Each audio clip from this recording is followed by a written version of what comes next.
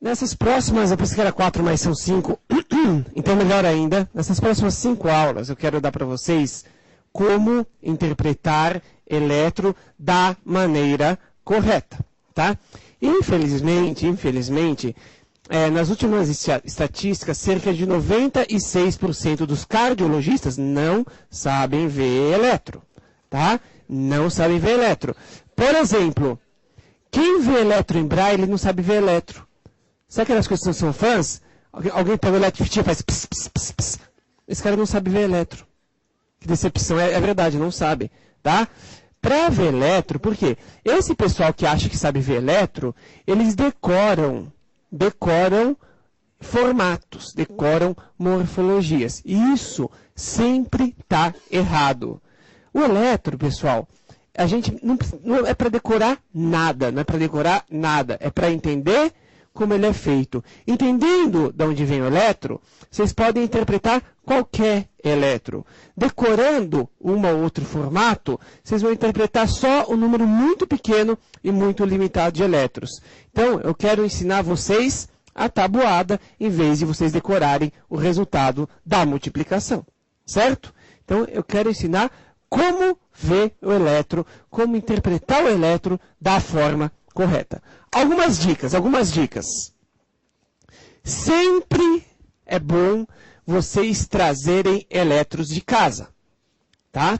Se vocês estão passando em estágio, se vocês estão passando em enfermaria, peçam eletro para todo mundo. Para todo mundo. É porque é não invasivo, absolutamente ninguém nunca teve nenhuma complicação de eletro. E se você estiver no estágio bizarro, ninguém vai perceber. Astrolotop, né? É um cara... O que é esse montão de papel? Não é nada, não. Ele não vai nem saber o que atingiu ele, tá? Então, normal. Entendeu? Se estiver na gineco, fala, não, esse é partograma. É, quadriculado, tudo, né? Normal. Tá? Então, não tem problema, tá? Pode pedir eletro todo mundo. Tragam que quanto mais eletros vocês verem, melhor. Uma coisa importante. Com licença, doutor. Vocês têm aqui... Isso aqui é perigoso, não devia ter sido dado para vocês, mas já está com vocês. Depois eu explico para que serve. Vocês têm que trazer em todas as aulas, absolutamente todas, a sua querida apostila de eletro. Porque com ela é que a gente vai fazer esses eletrões, certo? Esses eletrões a gente vai fazer e vai aprender a partir, obrigado, doutor, desses eletrões. Então é essencial que vocês tragam essa apostilinha em todas as aulas. Essa sua apostila é magrinha e ela tem grandes orelhas para vocês irem pondo seus eletros que vocês forem colecionando dentro. Tá bom? Então, essa é a intenção. Bom, depois, por favor, depois que vocês entenderem para que serve o nosso santinho de eletro, que é todo o curso resumido em apenas uma pequena folha, com formato conveniente para caber no bolso, Mr. M, aqui, pronto, certo? Aí vocês vão entender para que serve isso, e quem quiser algumas cópias para familiares do Santinho de Eletro, vai poder pegar aqui, tá? Para abençoar seus familiares com a sabedoria eletrocardiográfica. Bom, primeira coisa, de onde vem esse tal de eletro? Muito simples. Eletro, registro da atividade elétrica. Da onde? Do coração. A nossa célula miocárdica, a nossa querida célula miocárdica, ela é normalmente negativa dentro, positiva fora. Por que ela é negativa dentro? Simples. Porque dentro tem mais proteína. E tem uma diferença transmembrana, uma diferença de potencial transmembrana de aproximadamente menos 90 mV. Potencial transmembrana de repouso. Se eu der um peteleco na célula, se eu ativar a célula, eu vou ter isso aqui, ó. Meio feinho, mas dá para ver. Um potencial de ação. E na fase 0 e 1 do potencial de ação, na fase mais rápida, você tem uma inversão de polaridade da célula. O potencial transmembrana de repouso, que era negativo, fica durante alguns breves instantes positivo. Isso quer dizer que essas cargas positivas que estão aqui entram na célula. Essas cargas positivas entram na célula. E aparece na superfície da célula uma carga positiva do lado de uma carga negativa. Primeiro conceito de elétron. Uma carga positiva do lado de uma negativa chama um dipolo. O dipolo define um vetor. Vetor esse, que ele é cabeça positiva, cauda negativa. Tá? Então, apareceu uma carga positiva do lado de uma negativa, é um dipolo. Primeiro conceito. Todo lugar tem potencial de ação, acho que é mais bonitinho aqui. Então, na fase 0 e 1, você inverte o sinal da célula. Negativo vira positivo. Então, todo lugar tem potencial de ação, todo lugar vai ter dipolo. Dipolo define um vetor. Vetor esse que é cabeça positiva, cauda negativa. Essa é a primeira definição importante de elétron para vocês. Bom, a gente vai ter milhões de dipolos numa célula. Vai ter milhões de vetores. Como que os vetores se comportam entre si? Os vetores se comportam entre si por aquela teoria dos vetores que, estilo oitava série, primeiro colegial, vocês estavam tendo isso aqui em geometria, né? Vetores em mesma direção e sentido se somam. Vetores em sentidos opostos, mesma direção, se subtraem. Vetores em diferentes direções e sentidos, você faz aquelas regras da projeção vetorial. Como que é? Pega esse aqui, projeta na ponta desse. Então, esse aqui é projetado aqui, e esse aqui é projetado aqui. Você tem uma resultante, certo? Então, o que eu quero dizer? Numa célula tem milhões e milhões e milhões de dipolos. Eles vão se somando, vão se subtraindo, vão fazendo projeção vetorial até eu ter um vetor resultante daquela célula. As regiões do miocárdio vão se anulando, vão se somando, vão fazendo projeção até eu ter um vetor resultante de toda a atividade elétrica cardíaca. Ou seja, toda atividade elétrica cardíaca pode ser representada por vetores. E isso é muito importante de elétron. Elétron, pessoal, elétron é briga de força. Quem é mais forte? Quem é maior, ganha. Tá? Isso é extremamente importante quando a gente for entender o que está acontecendo no elétron. Mas eu não consigo ver vetor, esse é um problema. Os vetores, não dá para ver eles a olho nu. Para ver o vetor, eu preciso de um ponto de vista. Esse ponto de vista que me permite enxergar o vetor é chamado derivação. Qual é a definição de derivação? Olha lá, definição de derivação. Se a derivação vê o vetor indo embora, se a derivação vê a cauda do vetor, essa derivação enxerga esse vetor como negativo.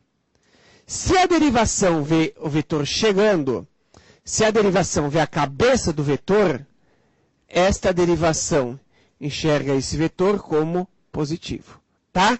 Então, derivação vê o vetor indo embora, negativo. Vê o vetor chegando, positivo. Aqui mais um conceito extremamente importante. O mesmo fenômeno, o mesmo vetor, visto de pontos de vista diferentes, dá representações eletrocardiográficas diferentes. Certo? Então, muito bom.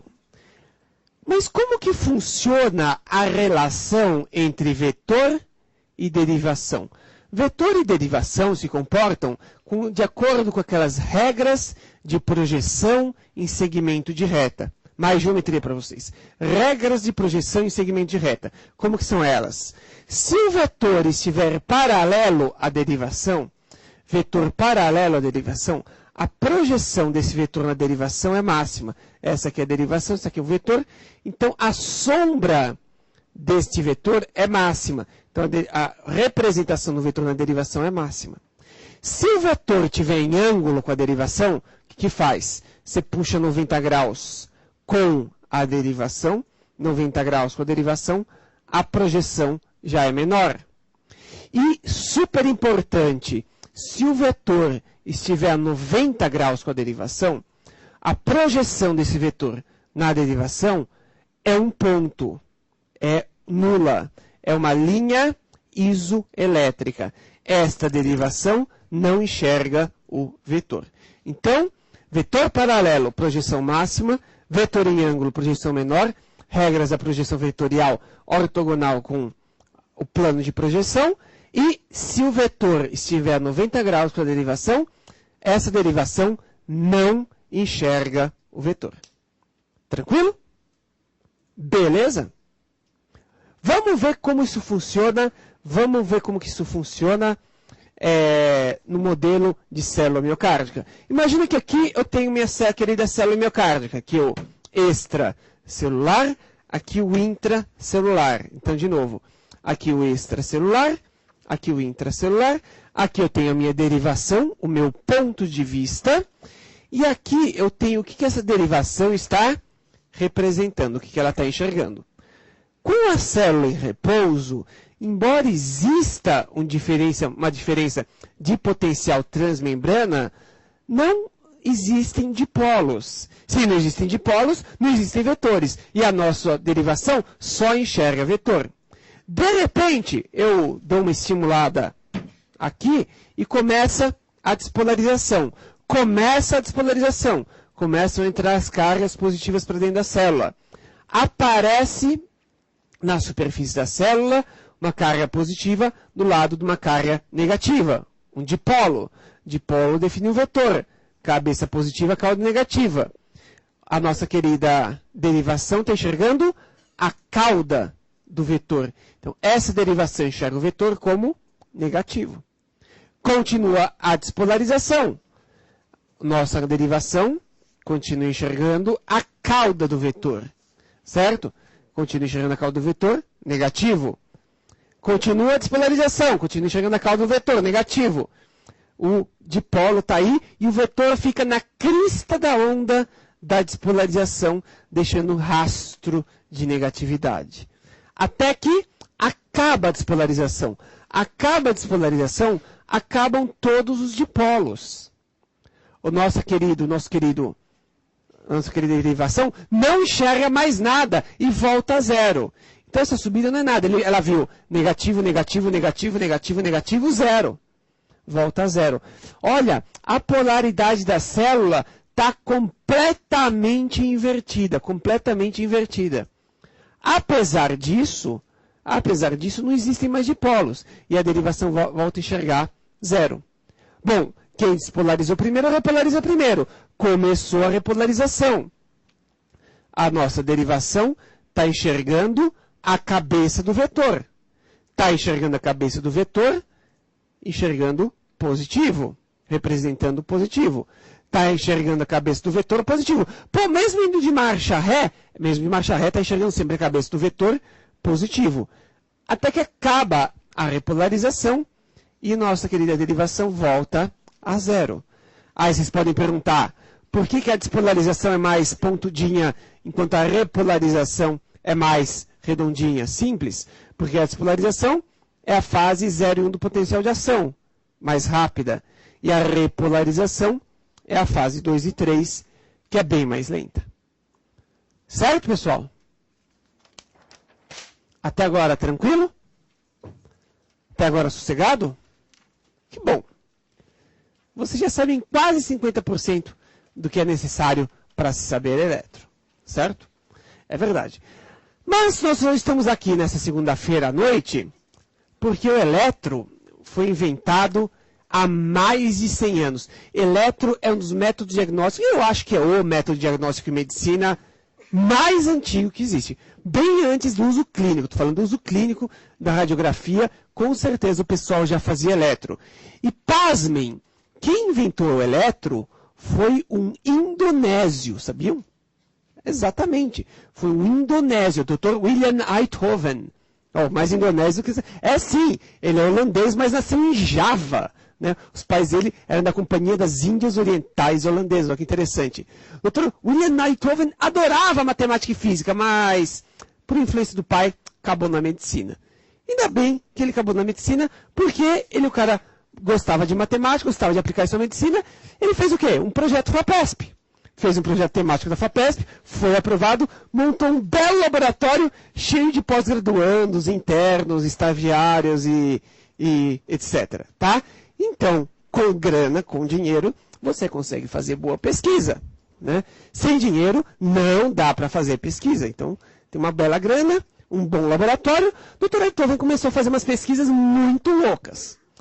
Ele começou a fazer uma coisa que, na boa, parece charlatanismo, né? Não, mas era um negócio que funcionava. O que o Einthoven queria? O Einthoven estava procurando diferenças de potencial no corpo humano. Nossa, diferença de potencial? Como isso, Einthoven? Se fosse diferença de potencial, a gente dava choque um no outro. Não, mas vamos procurar. O que ele fez? Ele pegou um sujeito e pôs o braço do sujeito num balde de solução eletrolítica. Salmoura, água com sal. Outra mão, no outro balde de solução eletrolítica. Um pé, ele não fez nada, deixou o pé quietinho aqui. E outro pé do sujeito, pôs outro balde de solução eletrolítica. Pé no balde, mão no balde, mão no balde. E comparou esses polos com um voltímetro muito sensível. Um troço chamado um galvanômetro de corda. Tá? Um voltímetro muito sensível. Ele não viu muita diferença de potencial, mas ele não pode deixar de notar que quando ele punha o voltímetro, que era super sensível lá, ele dava umas tremidas. Ele dava umas osciladas. Ele pôs isso num gráfico e não demorou nada para perceber que as osciladas eram rítmicas com uma frequência cardíaca. Ele rapidamente percebeu que ele tinha descoberto um negócio muito grande. Um jeito de ver atividade elétrica cardíaca no braço. Cara, bizarro. Até hoje existe isso. Você viu? Faz eletro, põe o eletrodo aqui no punho e fala, putz, mas que coisa estranha, né? Como você vai ver? É porque a gente é condutor. A gente, basicamente, nós somos, né, pedacinhos de água salgada com pernas andando por aí. Então, nós conduzimos eletricidade. E com isso, o Dr. Einthoven conseguiu registrar a atividade elétrica cardíaca de modo não invasivo. Olha que legal. O Einthoven inventou um jeito não invasivo de ver o coração antes de ter jeito invasivo. Né? Fantástico. O Dr. Einthoven, ele chamou cada um desses polos, essas combinações aqui, de derivação. Então ele não era muito bom para nomes, então ele fez uma derivação assim, chamada derivação 1. O que quer dizer a setinha na derivação? Vocês entendem o que quer dizer a setinha? Todo voltímetro também tem um polo positivo e um polo negativo, né? A setinha quer dizer que o polo positivo do voltímetro está aqui e o polo negativo está aqui. Fez outra derivação assim, chamada derivação 2, e outra derivação assim, chamada derivação 3, certo? Então fez 3 pontos de vista, para ver a atividade elétrica cardíaca, tá?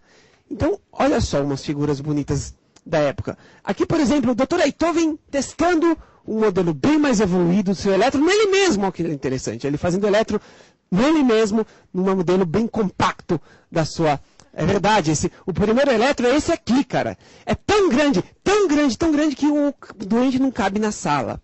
O doente ficava do lado de fora da sala, conectado ao aparelho de eletro por fios. Né? E aqui um aparelho bem mais evoluído. Aqui o Dr. Einthoven, ele mostrando que antes de testar nas coisas dos outros, ele testou nele mesmo, né?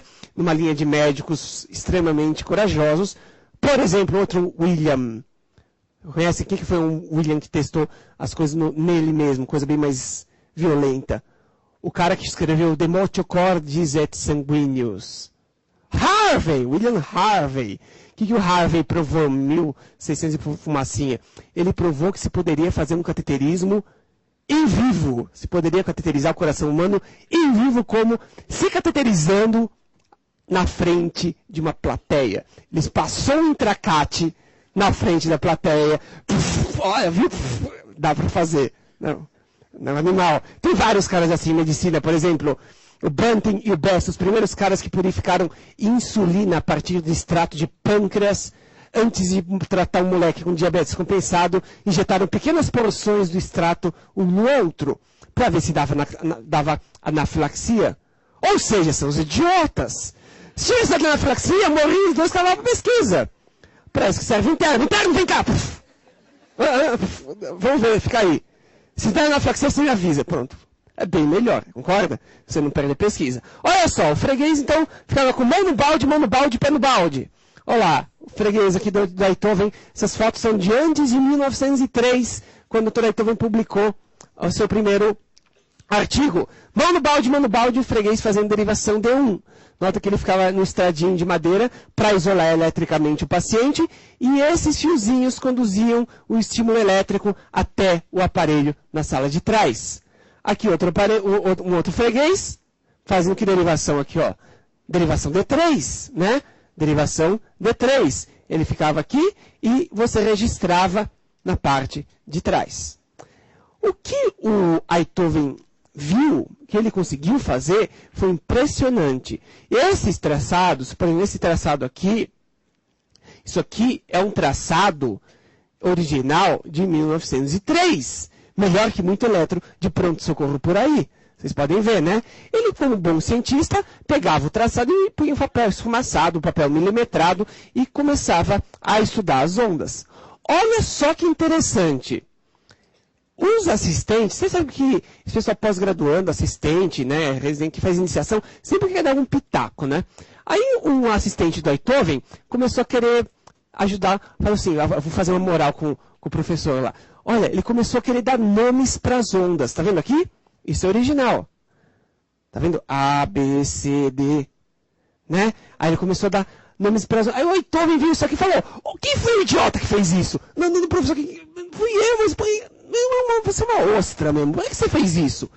Professor, eu só quis dar nomes para as ondas. Você não sabe nada mesmo. Isso aqui você não pode batizar com essas letras. Aí o pós-graduando falou, por que, professor? Porque, pela nômina geométrica, as letras da primeira metade do alfabeto são reservadas às retas. As curvas devem ser nomeadas com as letras da segunda metade do alfabeto. Por isso, pela tara do Einthoven por matemática, que ele nomeou de onda P, Q, R, S, T, e não A, B, C, D. Bizarro, né? Só por causa da geometria, que a gente não está falando de onda A, complexo BC, onda D, né? A gente está falando em P, atividade atrial, QRS, atividade ventricular, e T, repolarização ventricular. Vocês veem que as coisas têm motivos mais, né? Os nomes têm motivos mais estranhos do que parece. Mas o que o Einthoven não descobriu, e quem que precisou descobrir isso? Foram os caras que continuaram a pesquisa dele, os caras que continuaram a pesquisa do Einthoven, foi que às vezes, das 3 derivações, só 2 funcionavam. Puta, que estranho. Tem um paciente que D3 não funcionava nem a pau. Imagina o trabalho. Os caras tinham que desmontar, ver, conferir todos os fios, remontar. Não tinha fórum, eu estou fazendo um eletro também, tá? Não tinha nada, cara, não tinha recurso. Os caras estavam fazendo eletro sozinhos. Mas por que às vezes não funcionava D1, às vezes não funcionava D2, às vezes não funcionava D3? Por quê? Imagina que a gente tem um vetor aqui, ó. Esse vetor você projeta em D1, positivo. Esse vetor você projeta em D2, positivo. Mas se esse vetor tiver isoelétrico em D3, D3 não vê esse vetor. Se esse vetor tiver 90 graus com D3, a projeção desse vetor em D3 é um ponto. E D3 vê uma linha isoelétrica ou uma linha isodifásica.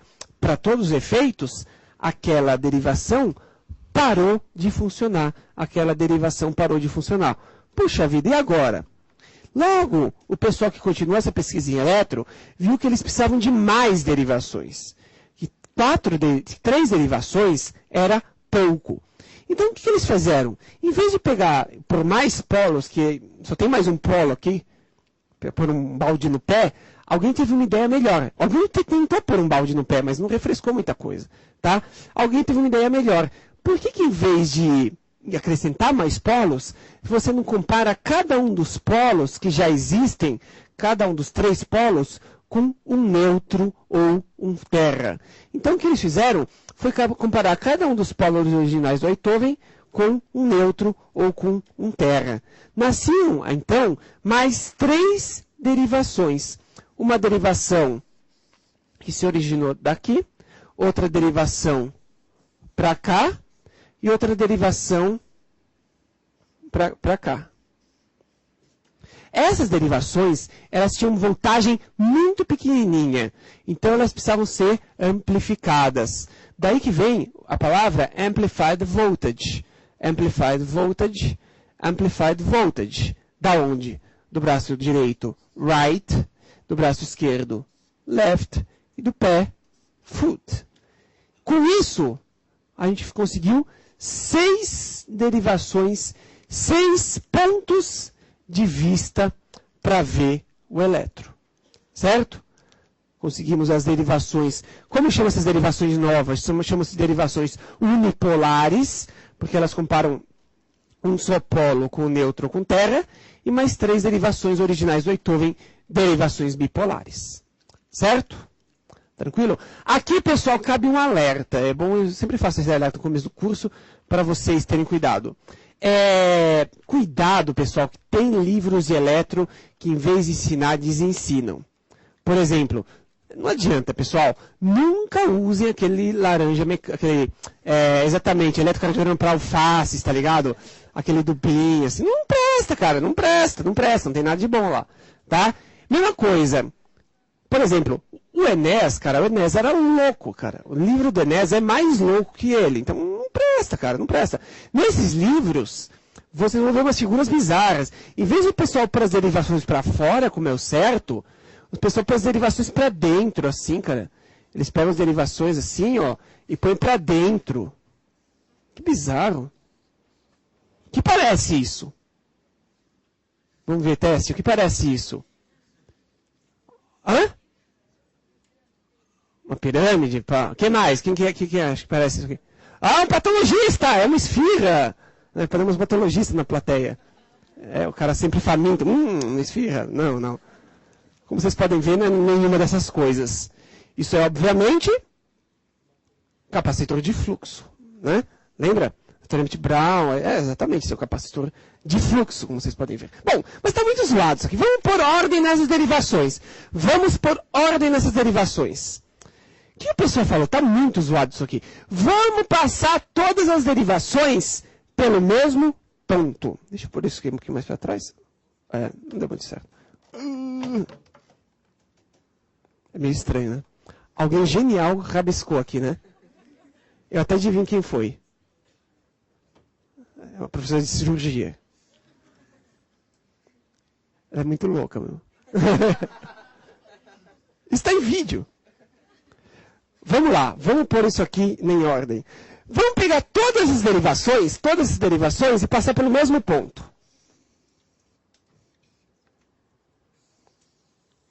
Nossa, horrível isso aqui.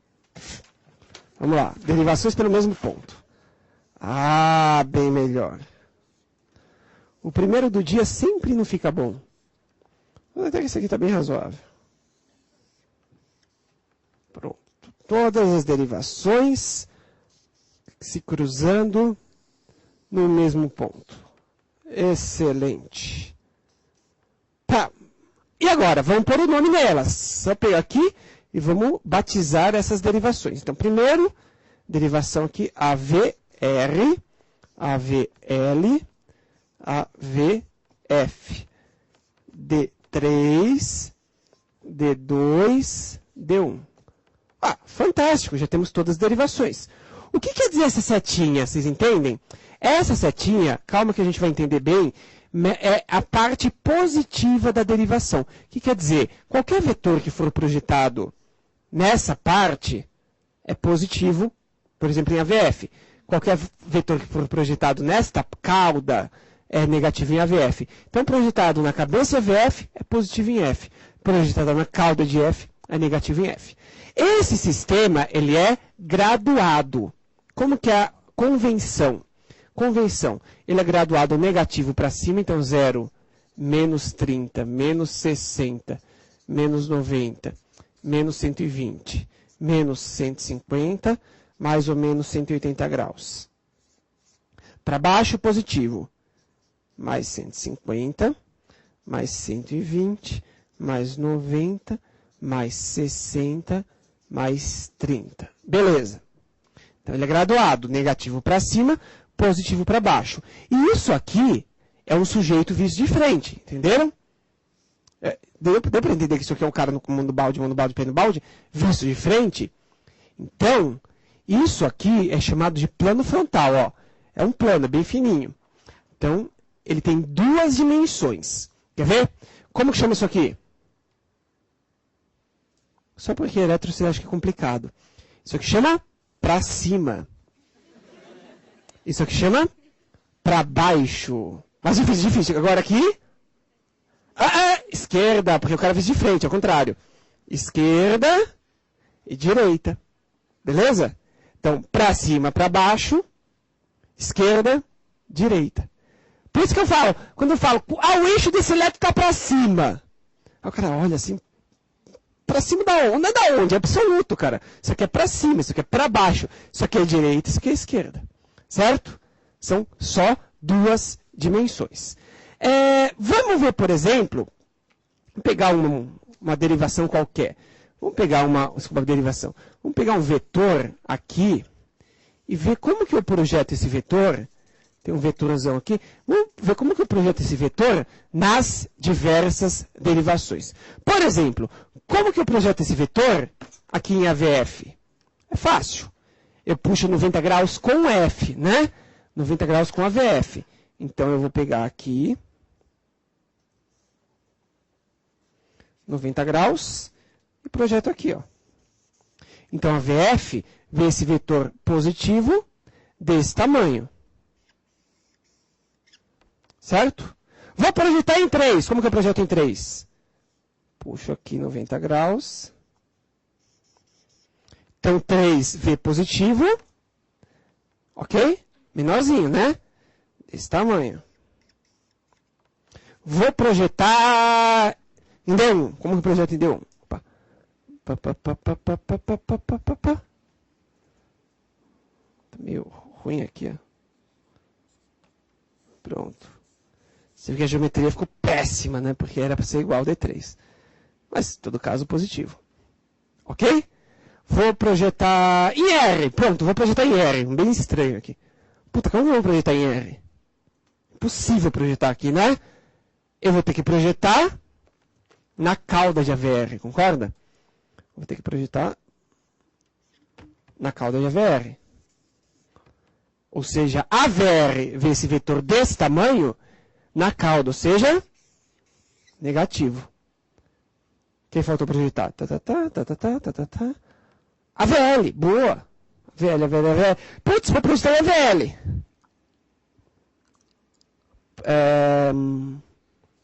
Problemas, né?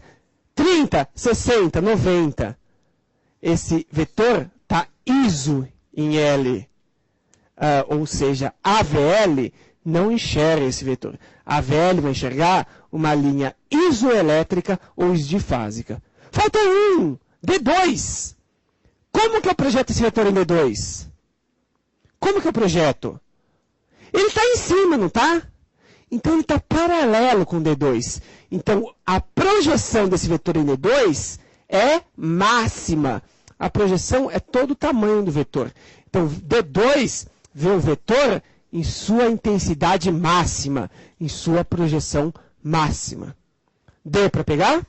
Ou seja, a partir de um vetor, dá para eu fabricar o elétron inteiro. Certo? A partir de um vetor, dá para eu fabricar o elétron inteiro, dá para eu ter o elétron que deu origem a um vetor. Se a partir do vetor dá para fazer o elétron, será que não dá para fazer o contrário? A partir do elétron, achar o vetor que deu origem? Claro que dá. E essa, a gente vai ver, é a base para a nossa interpretação de elétron. Achar o vetor que deu origem ao elétron. Eu vou pegar um elétron qualquer, vou pôr na tela aqui, ó. Não importa qual seja, tá? Vou pôr um elétron qualquer na tela aqui. E só para a gente ver um eixo aqui. Vai. Um elétron qualquer. Tá bom, você vai.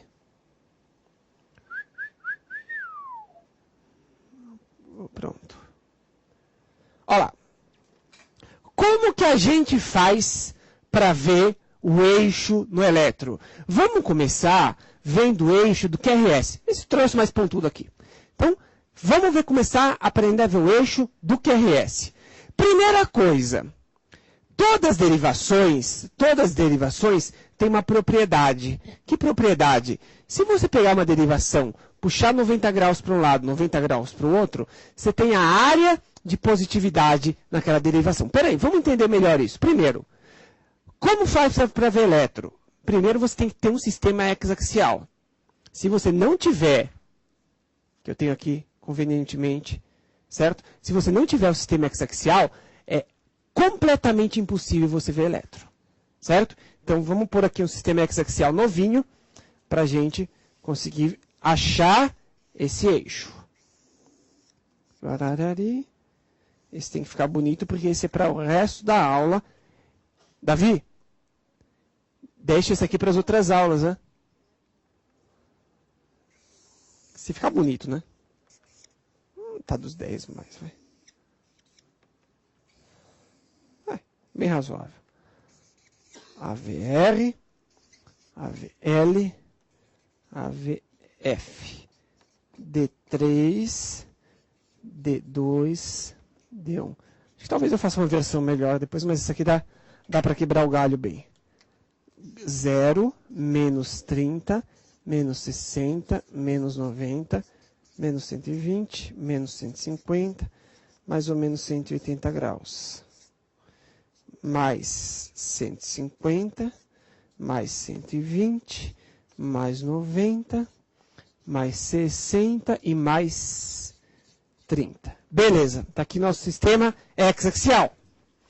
Então, primeira coisa que eu faço para achar o eixo no elétron, eu vejo as derivações ortogonais, D1 e AVF, que elas são as derivações ortogonais. Por quê? Imagine, olha aqui a VF.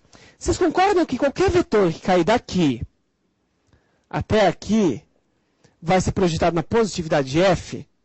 Você vai ter qualquer derivação. Então, tudo isso aqui é positivo em F. Tudo isso aqui é negativo em F. D1, por exemplo.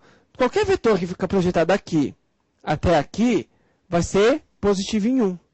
Qualquer vetor daqui até aqui, negativo em 1. Certo? Então, primeiro eu vejo D1 em F. Por exemplo, aqui está positivo em D1, que é RS, né? Positivo em F. Positivo em D1, positivo em F. Positivo em 1 é tudo isso aqui, não é? Positivo em F é tudo isso aqui. Então, se está positivo em D1, positivo em F, está entre quantos e quantos graus? 0 e mais 90. 0 e mais 90. Se você visse fosse negativo em 1, positivo em F. Negativo em 1, positivo em F. Entre quantos e quantos graus estaria? Entre negativo em 1 é para cá, positivo em F é para cá. Ou seja, estaria entre mais 90 e mais ou menos 180. Se fosse negativo em F, positivo em 1. Negativo em F, positivo em 1. Entre 0 e menos 90. Tá? Estaria aqui, ó, 0 menos 90. Então, primeira coisa, veja o quadrante em que você está o eixo, em que o eixo está. Positivo em D1, positivo em F, tem entre 0 e mais 90. Segunda tarefa, procure uma derivação isoelétrica ou isodifásica. Isoelétrico é uma derivação que ela ou é muito pequenininha, ou ela é igual em cima e embaixo, tá? Principalmente área sobre a curva igual. Esta área tem que ser mais ou menos igual a essa aqui. Então, isoelétrico ou isodifásico, igual em cima e embaixo, ou muito pequenininho. Nesse elétron, tem derivação isoelétrica ou isodifásica? A VL, concorda? A VL está praticamente em uma linha reta. Tá? Isoelétrico. O que acontece? O eixo está a 90 graus com a derivação isoelétrica. Essa aqui não está isoelétrica? Então, o eixo está a 90 graus com essa derivação. Essa aqui é a derivação tá isoelétrica, então está 30, 60, 90. O eixo está a mais 60 graus. Mais 60 graus, certo? Ah, por que não está para cá? Porque eu já vi que está nesse quadrante. Certo? Mais 60 graus. Atenção! Mais 60 graus. Espera aí. A gente não é plano que nem uma folha de papel. Vocês concordam que pode ser mais 60 graus para frente? Ó, mais 60 graus para frente. Ou mais 60 graus para trás. Vocês concordam? Pode ser mais 60 graus para frente, mais 60 graus para trás. Como que eu vejo? Porque aqui eu fiz duas dimensões. Para cima, para baixo, direita e esquerda. Como que eu faço para vir para frente, para trás no eletro? Eu uso uma derivação que é a derivação V1. Derivação V1 é aqui, ó. Quarto espaço à direita do externo. Se a derivação V1 vê um vetor indo para trás, vê um vetor fugindo, vê um vetor indo para trás, vê o quê? Positivo ou negativo? Negativo. Se a derivação V1 vê um vetor chegando, vê um vetor indo para frente, vê o quê? Positivo. Então, V1 negativo, mais 60 graus para trás. Se fosse positivo, ia ser para frente. Entenderam?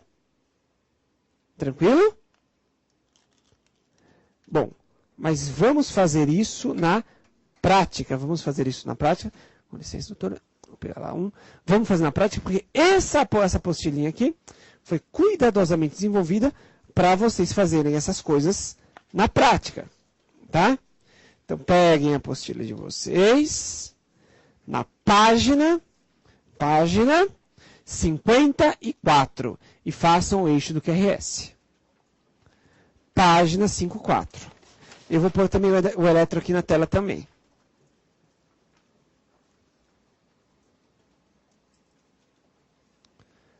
Página 54.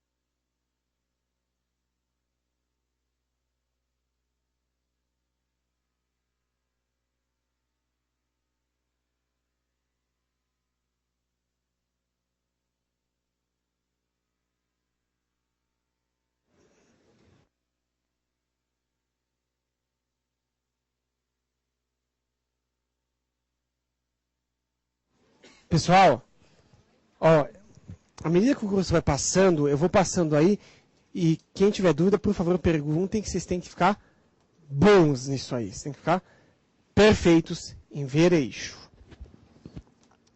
Fizeram todos já? Já? Assim, fácil? Tem que fazer, pessoal. Todos ver eixo, ver eixo, ver eixo, ver eixo. O segredo desse curso de eletro é que tem que... É assim mesmo. Só esse.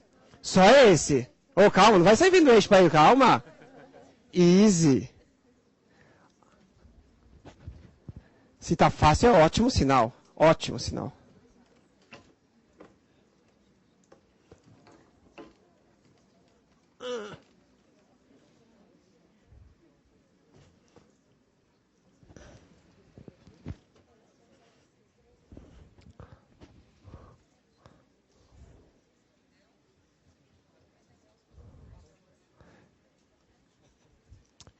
Pessoal, 95% desse curso é fazer as coisas aqui na hora. Tá? Se você não fizer, você está perdido para sempre. Principalmente nisso aqui. Olha lá, esse aqui, ó. Positivo em 1, positivo em F. Beleza, quer dizer que está entre o que eu estou vendo aqui, o eixo do QRS está entre 0 mais 90. Tem alguma derivação isoelétrica aqui? Qual está mais ISO? D3, né? Ih, D3 está bem ISO, vai. Está bem igual em cima e embaixo. Está ISO em 3, está 90 graus com D3. 30, 60, 90. Quantos graus está? mais 30 graus. Eixo do QRS é mais 30 graus. Mais 30 graus para frente ou para trás? Vamos ver derivação V1. V1 negativo, mais 30 graus para trás. Easy. Vamos pegar uma outra letrinha então para ver. Peguem a apostila de vocês.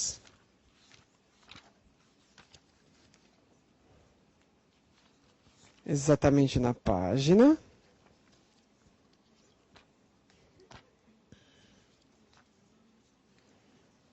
Meia três, página 63.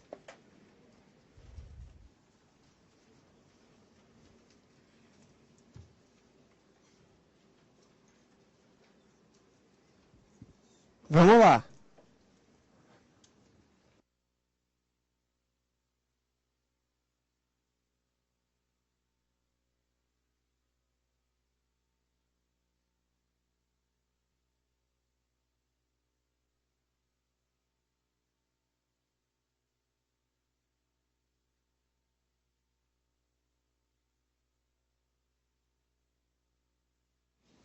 Olá, pessoal. Façam certo aqui, hein?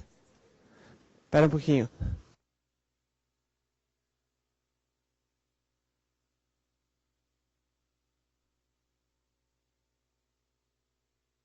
Por enquanto, pessoal, eu quero que vocês vejam só o plano frontal.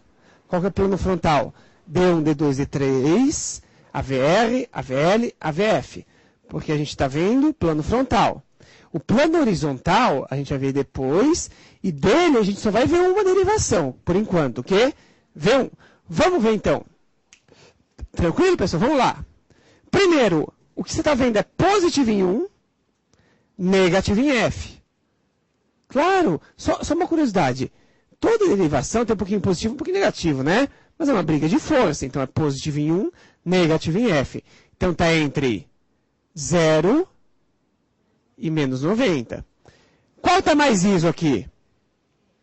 A VR está bem ISO, né? Dica, todos os elétrons que eu mostro para vocês são elétrons simultâneos. O que quer dizer? Isso aqui não é onda P. Vamos pegar uma onda P em cima de uma faixinha que vai, sei lá. Essa aqui, ó. Essa não é onda P. Se isso é P, isso é P, isso é P. Entendeu? Elas são simultâneas, tá bom? É para te ajudar a localizar os fenômenos. P, QRS, T. Então, positivo em 1, negativo em F, 0, menos 90. ISO em R. Tá ISO em R? Tá 90 graus com R. 30, 60, 90. Pá! Menos 60 graus. Menos 60 graus. Para frente ou para trás? V1. Opa! Puta, e agora? Não tinha esse ISO. Isso é interessante. Se fosse ISO, para onde estaria? Pensa. Isso aqui é para frente. Fica positivo. Isso aqui é para trás. Negativo. E se fosse ISO, ia estar aqui. Como que chama isso aqui? Chama-se paralelo ao plano frontal. Certo? O vetor pode estar aqui. Se tiver ISO e V1, está paralelo. Mas aqui, nota, o para frente do V1 está grande. Mas o para trás está maior. E mais largo. Ó, para trás é tudo isso. Ganha do da frente. Elétron é briga de força. Então, quem ganha para trás. Então, eixo do QRS a menos 60 graus para trás. Beleza? Menos 60 graus para trás. Certinho?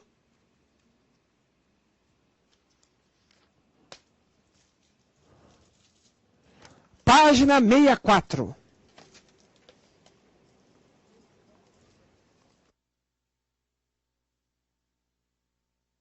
Mas para que serve isso? Não interessa. Façam eixo. Façam eixo. Tá ligado? Vocês estão naquela fase Karate Kid, limpar, pintar o muro, ilustrar o chão. Façam eixo, só isso.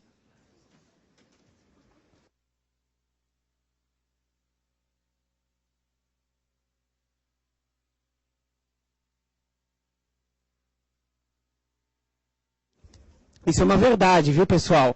Uma dica de eletro. Se vocês pegarem um laudo do eletro e o laudo do eletro for alterações difusas da repolarização ventricular, quer dizer que, na verdade, o que o cara que viu o eletro quer dizer sou um pobre feliz e não sei ver eletro. Tá? Que esse é um diagnóstico que absolutamente não quer dizer nada. Nada. Absolutamente nada vezes nada. Certo? Então, nada. Vamos aqui ver eletro. Vocês, se vocês sabem ver eixo, vocês sabem ver eletro. Só isso? Não, é só isso. Ver eletro é só isso. Positivo em 1, negativo em F. 0 menos 90. Qual que está mais ISO aqui? ISO em 2. ISO em 2 está 90 graus com 2. Espera aí, no 2 está aqui. 30, 60, 90. Menos 30. Menos 30 para frente e para trás. Vê o negativo para trás. Facinho? E aí, tá facinho? Tranquilo? Easy! Fazer mais um para fixar. Página 61, página 61.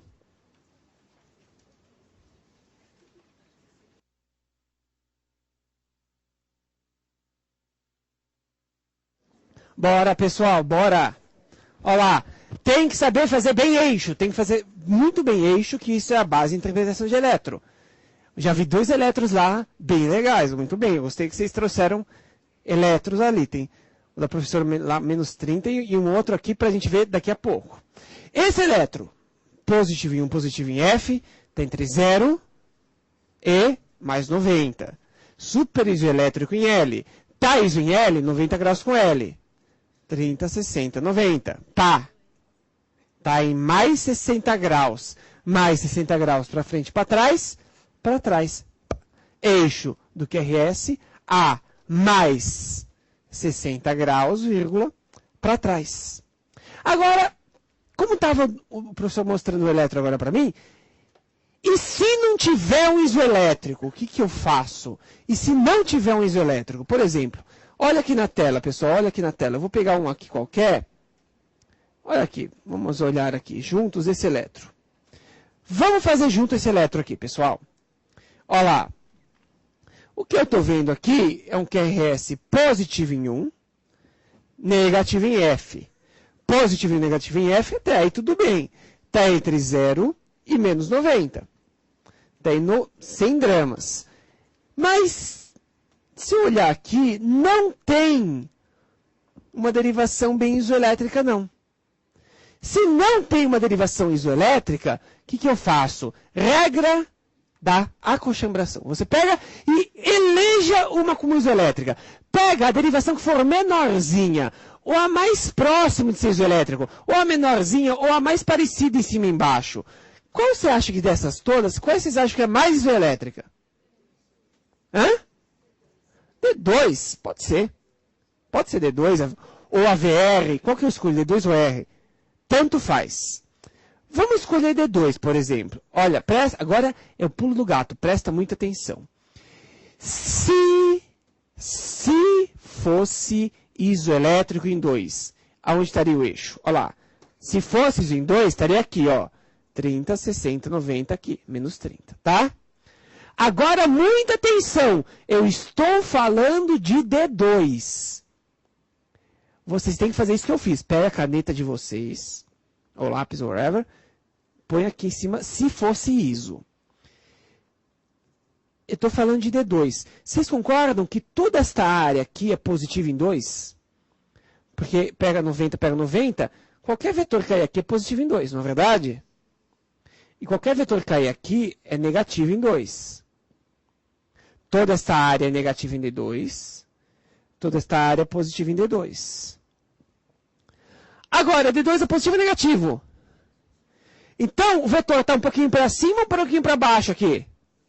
Um pouquinho para cima. Opa! Está entre 2. Está entre a positividade L e a negatividade 3. Está entre menos 30 e menos 60. Prestem muita atenção. Se o vetor estiver mais próximo de D3, quanto mais paralelo o vetor de derivação, maior, não é? Então, se estiver mais próximo de 3, o tamanho de 3 vai ser maior que o tamanho de L. Se estiver mais próximo de L, o tamanho de L vai ser maior que o tamanho de 3. Entendeu? Agora, e se for igual? Vai estar no meio.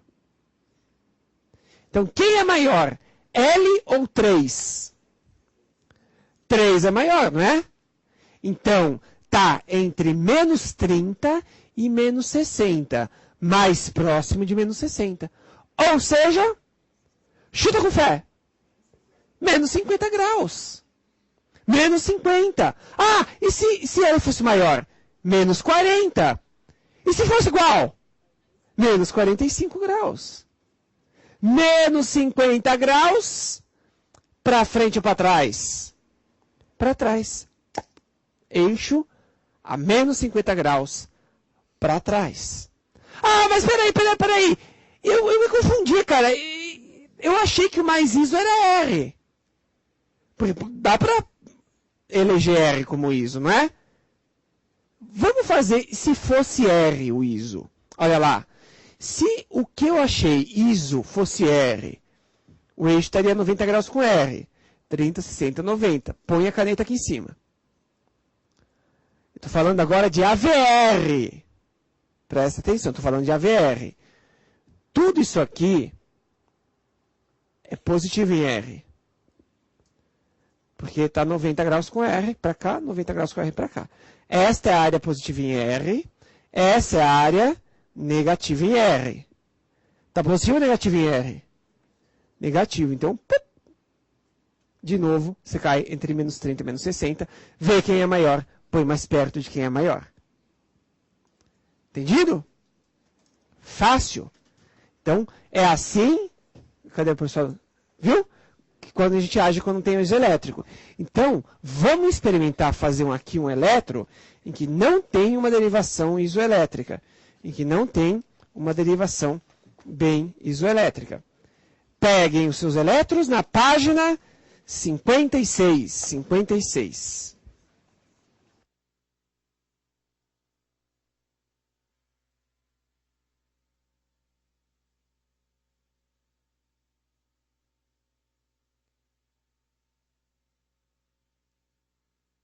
Olá, pessoal, vamos lá. Nossa, já é tarde. Olá, pessoal, vamos lá. Positivo em 1, positivo em F. Positivo em 1, positivo em F. 0,90. Putz, cara, 0... Qual que tá mais ISO? L. Beleza. Pode ser L, pode ser 3, whatever. L tá mais ISO. Se L fosse ISO, 30, 60, 90, estaria aqui. Agora eu estou falando de L. Tudo isso aqui é positivo em AVL. Tem que pôr a canetinha aqui em cima, senão não dá certo. Tudo isso aqui é negativo em L. Não está um pouquinho positivo em L? Então está para cima ou para baixo? Um pouquinho para cima. Está entre positividade de 2, positividade de D2 e negatividade de R. 2 e R, quem é maior? Acho que 2 é maior, né? 2 é maior, quer dizer que está entre 30 e 60, mais perto de 60. Mais 50 graus, para frente e para trás. Para trás. Mais 50 graus. O que vocês entenderam? Porque foi para baixo? Entendeu? Pessoal, vamos para a página... Página 81. Que é isso, meu Deus, que coisa horrível. Não interessa. Veja eixo. Veja eixo, página 81. Cuidado, tá, pessoal? Não confundam, ó. Isso aqui é QRS, isso aqui é onda T, tá bom? Isso aqui é QRS, isso aqui é onda T. E assim vai.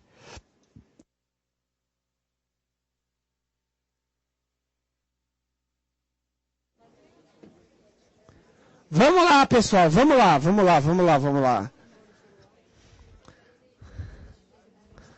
Doutora patologista, fica tranquilo, depois desse intervalo. Patologista nata. Certo? Olha lá. Positivo em 1, negativo em F. Positivo em 1, negativo em F. Positivo em 1, negativo em F, quer dizer que está 0... menos 90, tá? Tá aqui. Qual que é o mais ISO? É ISO mais positivo, mas é mais perto de ISO em R. Se fosse ISO em R, 30, 60, 90, estaria aqui. Vamos lá, pôr a canetinha aqui em cima e vamos raciocinar. Tudo isso aqui, ó,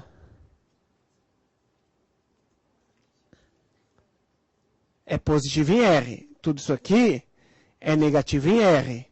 Tá positivo em R? Tá um pouquinho para cima, tá aqui, ó. Entre esses dois aqui. Como chama esses dois aqui? 3 e F. 3 e F, quem é maior? 3 e F, quem é maior? E daí que tá negativo em, tanto faz. Que tem que ficar maior. 3 é maior, concorda? Se 3 é maior, tá entre 90 e 60, mais perto de menos 60. Menos 70 graus. Menos 70 graus. Para frente ou para trás? Para frente. Vê um positivo. Certo? Eixo do QRS a menos 70 graus para frente. Cá entre nós. Fala. Como saber qual é o QRS e qual é o onda T? Com o seu santinho de eletro. Tá? Ele é extremamente útil. Tá? É quase... na verdade, eu preciso de uma coisa maior.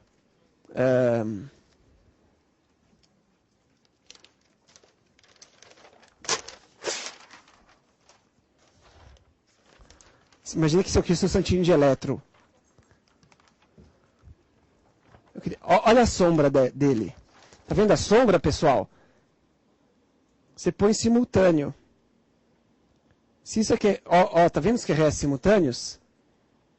Você põe simultâneo, isso é QRS, isso é QRS, isso é QRS. Entendeu? Usa o seu santinho de eletro para fazer simultaneidade. Então, de novo, vou pôr aqui, vamos usar a sombra para ver quem corre junto. Olha lá. Isso aqui é QRS, QRS, QRS. Não está muito certo aqui, mas vocês entenderam o que é para fazer, né? Então, pá. É só deixar simultâneo, entendeu? Para saber o que é QRS e o que é T. A intenção desse eletro é, se vocês conseguem ver eixo dessa bagunça aqui, vocês conseguem ver eixo de qualquer coisa, tá? Para nossa amiga patologista não desmaiar, vamos dar um intervalinho e já voltamos. Bora. Parte 2. Parte 2 da aula de hoje, o objetivo é, se vocês... por favor, esse curso, ele é meio quebradinho. Então, tem agora, tem quarta, depois tem segunda, quarta. Então, treinem entre esses, entendeu? Entre esses hiatos, assim, de hoje para quarta, treine e vê eixo. Não só na apostila, posso pedir, tenta treinar em qualquer eletro que vocês verem por aí. Vai pedindo eletro, vai vendo eixo. Vai pedindo eletro, vai vendo eixo. E assim vai. Tá? Tem que praticar. Professor Davi. Foca aqui. Seguinte, vamos ver agora a ativação normal do coração. Para a gente ver a ativação do coração, vamos fazer tudo aqui no Flip que fica uma coisa mais didática, mais interessante. Primeiro, como que é a ativação atrial? Então, ativação atrial. A ativação atrial, vamos pensar, onde começa? O átrio direito fica aqui mais ou menos esticado entre as cavas, e o átrio esquerdo fica posterior e atrás, mais à esquerda e mais posterior em relação ao átrio direito. Como você sabe que o átrio direito é direito? Qual que é a estrutura que caracteriza o átrio direito como direito? Lembra, você pode ter 2 átrios direitos ou 2 átrios esquerdos. Chama isomerismo atrial. Qual que é a estrutura que caracteriza o átrio direito? É a musculatura pectínea. Musculatura pectínea, que parece um pente. Tá? Essa musculatura pectínea, que parece um pente, se insere na crista terminal. Tá? Na crista terminal, na parede posterior do átrio direito, perto da cava superior, fica o nó sino atrial. A despolarização atrial começa no nó sino atrial, que fica na parede superior posterior do átrio direito. Portanto, qual que é a primeira parte do átrio que vai se polarizar? É o átrio direito. Como que é essa polarização do átrio direito? Ela é para frente, certo? De trás para frente, para baixo, e aproximadamente a uns 90 graus. Para frente, para baixo, aproximadamente a uns 90 graus. Beleza. Depois do átrio direito, via fascículo de Bachmann, despolariza o átrio esquerdo. O átrio esquerdo vai despolarizar para a esquerda, mas bem para trás. Tá? O átrio esquerdo despolariza bem para trás, para a esquerda, e aproximadamente a um 0 grau. Certo? Então, bem para trás e para a esquerda, átrio esquerdo. Beleza. Átrio esquerdo para trás, átrio direito para frente. Como que eu vejo a resultante desses dois vetores? É só fazer projeção vetorial. Projeto esse vetorzão aqui, projeto o vetorzinho aqui, dá mais ou menos aqui, certo? Então, o vetor resultante desses dois vetores é um vetor chamado vetor SAP. Spatial Axis of P, ou seja, eixo espacial de P. O átrio direito está para frente, o átrio esquerdo está para trás. Então, o normal do SAP é não ser nem para frente nem para trás, ser paralelo ao plano frontal. Peraí, átrio direito para frente, átrio esquerdo para trás. Qual derivação que vê para frente e para trás? V1. Então, a derivação V1 é excelente para estudar os átrios, porque normalmente ela é isoelétrica, sendo que a parte positiva de V1 é átrio direito. E a parte negativa de V1 é átrio esquerdo. Então, V1 é uma derivação excelente porque ela divide os átrios no meio. Tá? Então, eu consigo separar o que é átrio direito do que é átrio esquerdo. Mais uma coisa interessante. Pessoal, qual derivação que é mais paralela com SAP? D2, concordam? Como D2 geralmente é mais paralelo com SAP, lembra daquela propriedade? Quanto mais paralelo o vetor é derivação, maior a representação do vetor naquela derivação. Por isso que geralmente, para estudar onda P, a gente faz derivação D2 longo. Entendeu? A gente faz D2 longo, porque justamente D2 é a derivação mais paralela com SAP. Agora uma curiosidade, uma coisa, não é curiosidade, muito pelo contrário, coisa muito importante. Quais são os valores normais de SAP? Quais são os valores normais? O normal do SAP é entre mais 30 a mais 60 graus no plano frontal. Ou seja, qual é a definição de ritmo sinusal? A definição de ritmo sinusal é eixo da onda P entre 30 e 60 graus no plano frontal. Certo? Eixo da onda P entre 30 e 60 no plano frontal. Peraí. Quer dizer que para saber se é ritmo sinusal precisa fazer o eixo da P? Precisa. A gente vai ver que para fazer o eixo da onda P é idêntico a fazer o eixo, por exemplo, do QRS. Tá certo? É idêntico. Quer ver? Só um exemplo. Vou pegar aqui só um exemplo para mostrar como que faz o eixo da onda P. É igualzinho, ó. Vamos pegar aqui um elétron qualquer, vai. Olha lá. Eixo da onda P. Eixo da onda P. Positivo em 1, positivo em F, certo? Está entre 0 e mais 90. Onde que vocês acham que a onda P é mais ISO aqui? Onde a onda P é menorzinha? Hã? A ver. R? L, vai. Bora. L. Se fosse ISO em L, estaria aqui, não estaria? Mais 60. Tudo isso aqui é positivo em L, negativo em L. Não está um pouquinho positivo em L? Então está um pouquinho para cima de mais 60. Está aqui, 30 e 60. Está entre 30 e 60? Acabou. Ritmo sinusal. Deu para pegar?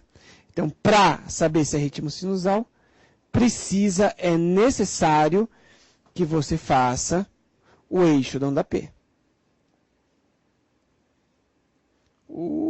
Pronto. Beleza? Despolarização atrial. Ativação atrial. Facinho, facinho, facinho. Como que é a ativação ventricular? Ah, isso aqui é mais legal. Como que é a ativação ventricular? Vamos lá.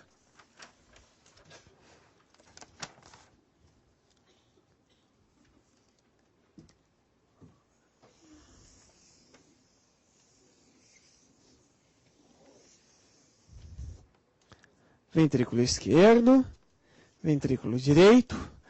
Primeira coisa importante, o nó AV fica no assoalho do átrio direito. O nó AV não fica no meio do coração. A estrutura que comunica átrio e ventrículo é o IS. E que divide entre ramo esquerdo, e ramo direito. Mais importante, o sistema de condução no coração, ele é endocárdico, tá? Endocárdico. O sistema de condução não passa pelo meio, passa aqui pelo endocárdio, certo? O nó AV fica aqui no assoalho do átrio direito, num lugar chamado triângulo de Koch. Já ouviram falar? Triângulo de Koch. Os limites são aqui borda da tricúspide, boca do seio coronário medialmente, e aqui em cima uma estrutura chamada tendão de Todaro.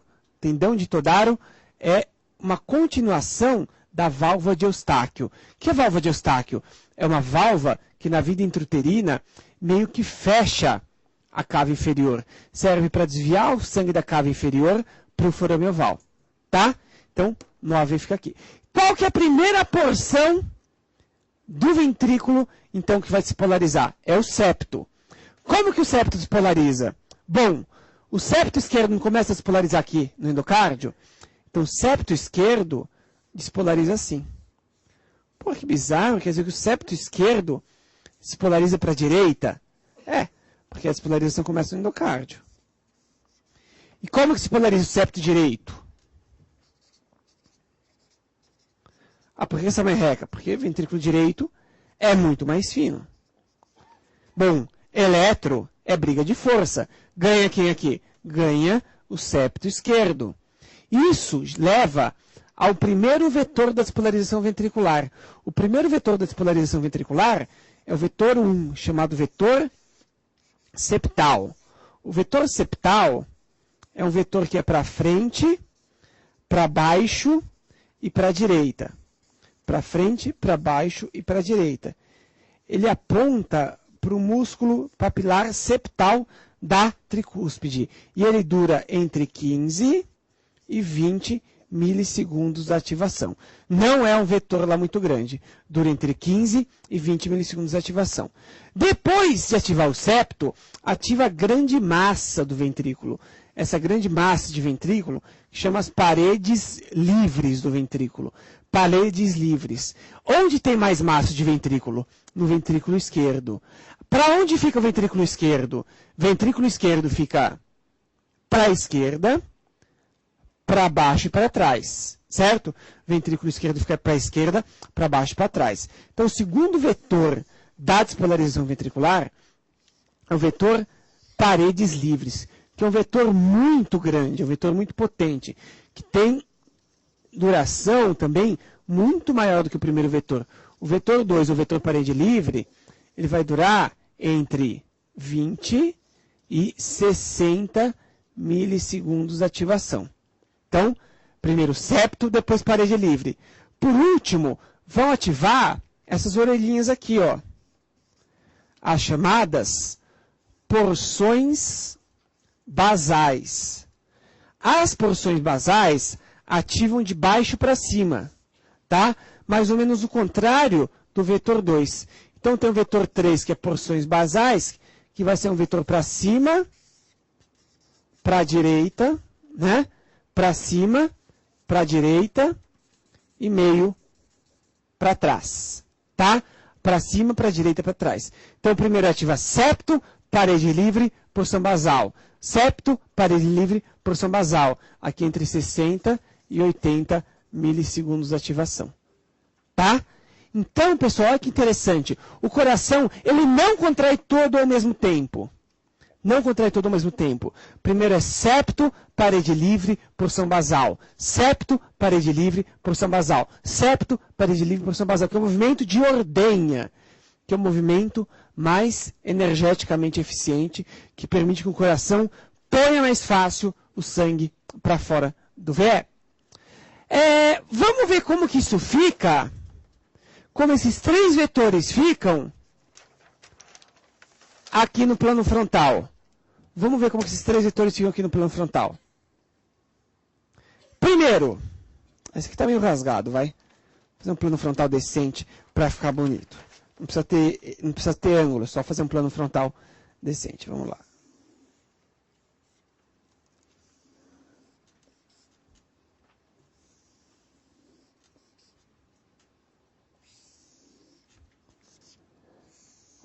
Nada como plano frontal novinho. AVR, VL, AVF, D.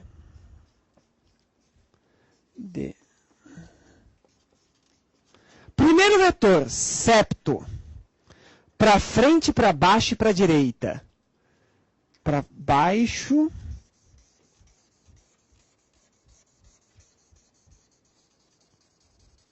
Para baixo, para direita. Não dá para ir para frente, porque isso é um plano. Então fica só para baixo e para direita. Segundo vetor. Para trás, para baixo e para a esquerda. É um bem grande. Vetor 2, o parede livre. Exatamente, não vai para trás. Então fica só para baixo e para a direita. Terceiro vetor. Para cima, para a direita e para trás. Vetor 3 aqui só fica para cima e para a direita. Certo? Septo, parede livre, porção basal. Septo, parede livre, porção basal. Pessoal, vamos ver como que isso influencia no eletro. Primeiro, como que D1 vê o vetor 1? Como que D1 vai ver o primeiro vetor? Primeiro vetor, negativo. Então, V1, primeiro vetor negativo. Segundo vetor, em D1. Projeta aqui, positivo. Terceiro vetor, projeta aqui, negativo. Aquele negócio de QRS, né? Por isso que ele tem aquele exemplo. Septo, parede livre, porção basal. Por que eu não vejo isso em todas as derivações, então? É só somar. Olha aqui, por exemplo, AVF. Como que a AVF vê o vetor 1? Positivo. Como vê o segundo vetor? Mais positivo. Então, esses dois se somam. Como que vê o terceiro vetor? Negativo. Então já fica diferente, né? Já fica um RS, como a gente vai ver. Aqui, D2. Como que D2 é o primeiro vetor? Positivinho. Como vê o segundo vetor? Positividade máxima. Está em cima. Como que vê o terceiro vetor? Como vê o terceiro vetor? Bem negativo. Certo? Bem negativo. D3. Como que D3 é o primeiro vetor? Positividade máxima. Como vai ver o segundo vetor? Só um pouquinho positivo. Como vai ver o terceiro vetor? Como que vai ver o terceiro vetor? Não vai ver. 30, 60, 90. Olha que interessante. Por isso que, dependendo da derivação, você pode ver os três vetores. Septo, parede livre, porção basal. Mas, dependendo da derivação, só tem uma coisa, só tem uma onda. Interessante, né? Entenderam? Como... AVR, por exemplo, AVR. Como que a AVR vê o primeiro vetor? O primeiro não vê, porque está ISO. Segundo vetor, bem negativo. Terceiro vetor, nesse caso, Positividade máxima. Certo? Faltou quem? Faltou L. Como que L vê o primeiro vetor? Negativo, ó. Como que vê o segundo vetor? ISO. Não vê. Como vê o terceiro vetor? Tá para lá. Então também é negativo. Viram por que o elétron é diferente? Aqui só tem uma onda. Mas aqui você pode ver as três. Primeira coisa importante. Notação de ondas do QRS. Tem um padrão de notação de ondas. Como que eu chamo as ondas do QRS? Toda onda positiva é R. Então isso aqui é R, isso aqui é R, isso aqui é R, isso aqui é R. Primeira onda negativa é chamada Q. Então isso aqui é Q, isso aqui é Q, isso aqui é Q. Onda negativa depois de R é chamada S. Então isso aqui é um S, isso aqui é um S, isso aqui é um S. Deu para entender? Tá? Por isso que eu quis o QRS. Interessante, né? Viu como é diferente? Como dependendo da derivação, você vê os três vetores ou você vê só um, certo? Tá bom? Então, é daí que vem o elétron. Mas, digamos que isso aqui é uma pequena simplificação. Vamos ver como que fica o elétron.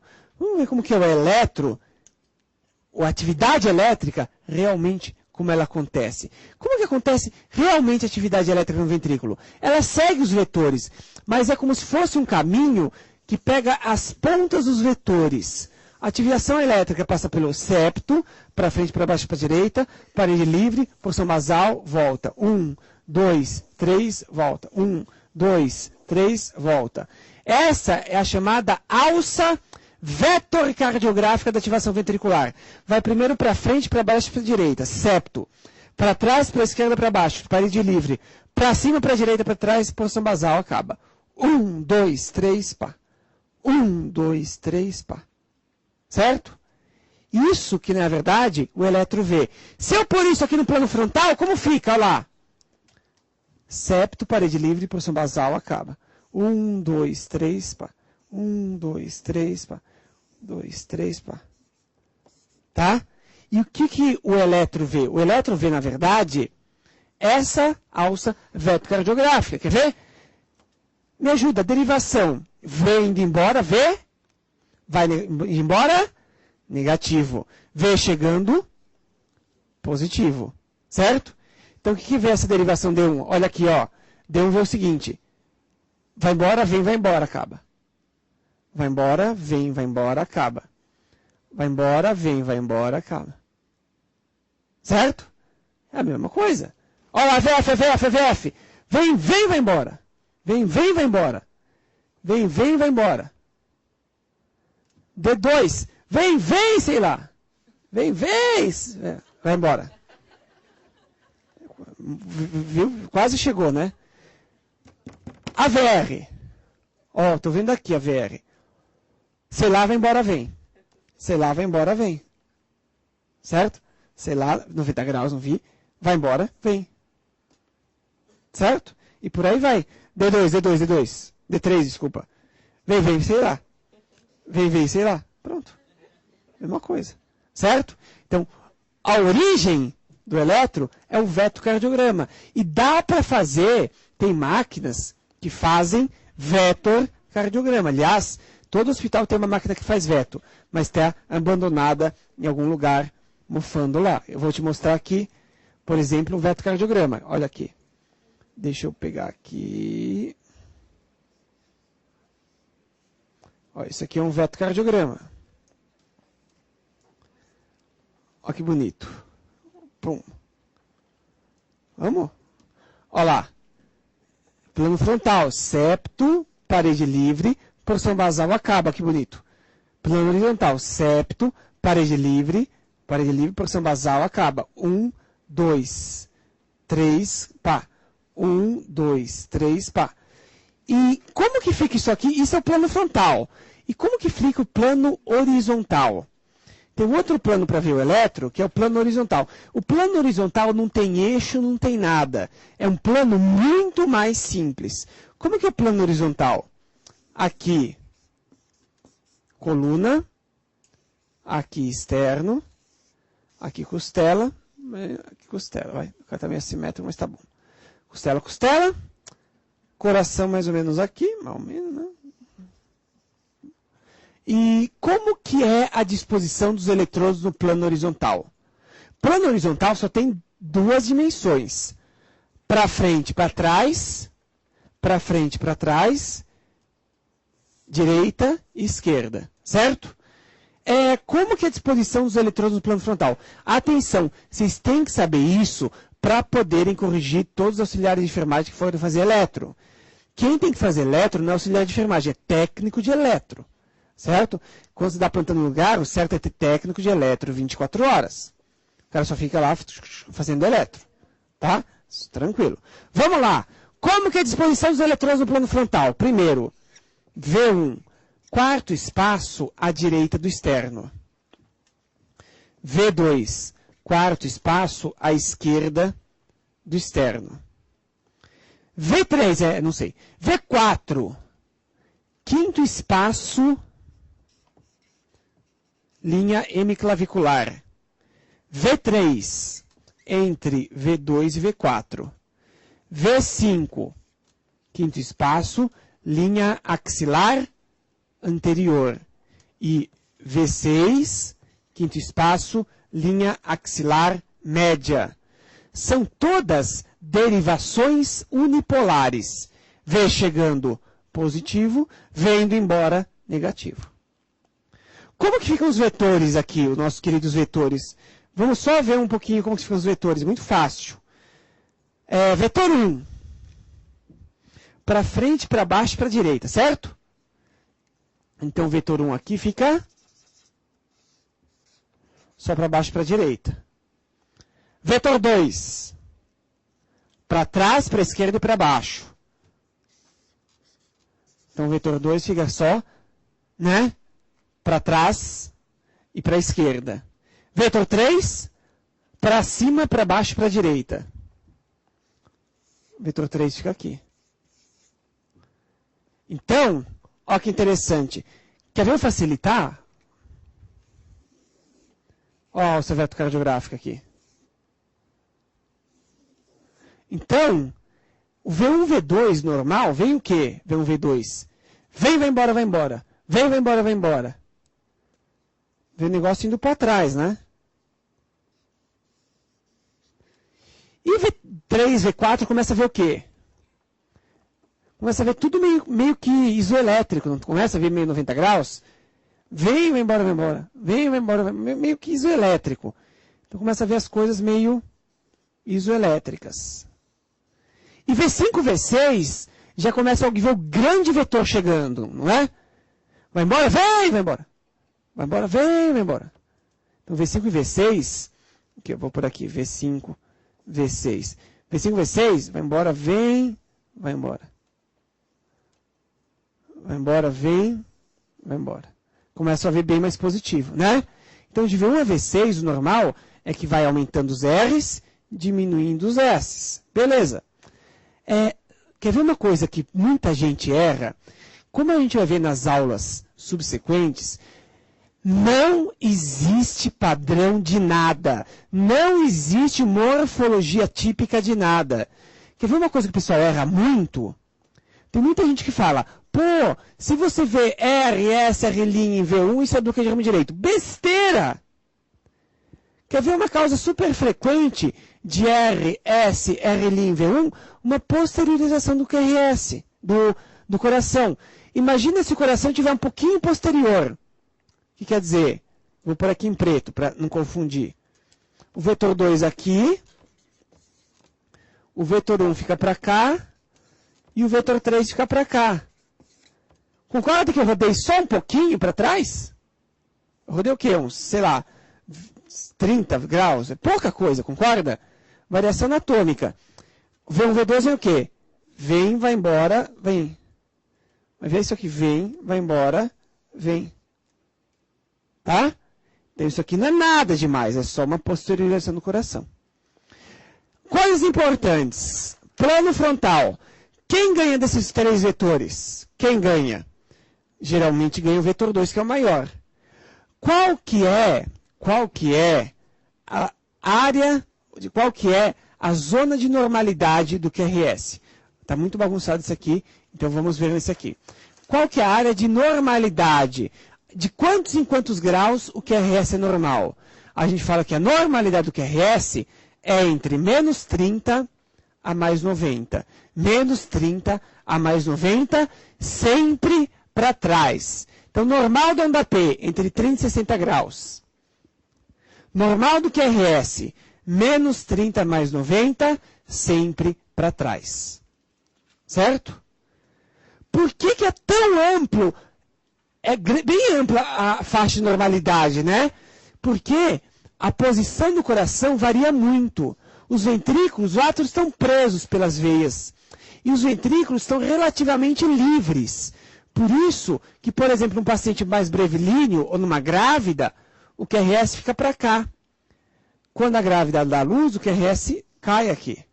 Tá? Então, a posição do coração vai determinar o eixo do QRS. Deu para pegar? Certo? Normal, menos 30, mais 90, sempre para trás. Porque o ventrículo que predomina é o ventrículo esquerdo e é o ventrículo que está para trás. Beleza? Tranquilo? Então, parâmetros de normalidade. Primeiro, menos 30 mais 90, sempre para trás. E último parâmetro de normalidade que eu quero que vocês falam. Então, o eixo no plano horizontal para trás. Calma que depois a gente vai entrar mais nesse plano horizontal aqui. A última coisa que eu quero que vocês saibam de normalidade, para dar uma olhadinha no eletro, ver se está tudo legal. Durações. A única duração que eu quero que vocês saibam nesse momento é a duração do QRS. Como que você vê a duração do QRS? Do começo ao fim do QRS. Quanto que é o normal? O normal é até 3 quadradinhos. Se cada quadradinho é 40 milissegundos, o normal é até 120 milissegundos de duração. Até 3 quadradinhos, até 120 milissegundos de duração, a gente fala que é um QRS estreito. Mais de 120 milissegundos de duração é um QRS largo. Beleza? Tranquilo? Deixa eu ver se está mais um. Nossa, já está quase na hora. Certo, pessoal? Ó, pratiquem eixo. A gente começa a ver as coisas patológicas na próxima aula. Quarta-feira, às 7 horas aqui. Até mais.